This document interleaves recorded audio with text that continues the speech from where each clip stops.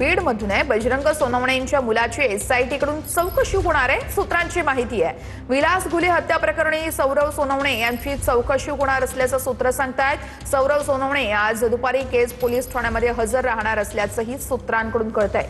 सौरव सोनवणे स्वतः पोलिसांसमोर हजर राहणार असल्याची सूत्रांची माहिती समोर येतेय। या प्रकरणासंदर्भातले अपडेट देत आहेत आमचे प्रतिनिधी अशोक काळकुटे आहेत आपल्यासोबत। अशोक, विलास घुले हत्या प्रकरणी बजरंग सोनवणेंच्या मुलाची एसआयटी चौकशी होणार असल्याचं कळतंय, नेमके काय अपडेट्स आहेत? नक्कीच काल देखील एसआयटी आणि फॉरेन्सिक टीम खासदार बजरंग सोनवणे यांच्या निवासस्थानी दाखल झाली होती। काल देखील तब्बल 3 तास त्या ठिकाणी हे संपूर्ण जे तपास यंत्रणा आहे ती तळ ठोकून होती आणि आज पुन्हा खासदार बजरंग सोनवणे यांचे पुत्र सौरव सोनवणे यांची चौकशी होणार असल्याची खात्रीलायक सूत्रांची माहिती आहे। आज दुपारी स्वतः सौरव सोनवणे हे चौकशीसाठी हजर राहतील अशी देखील माहिती मिळते।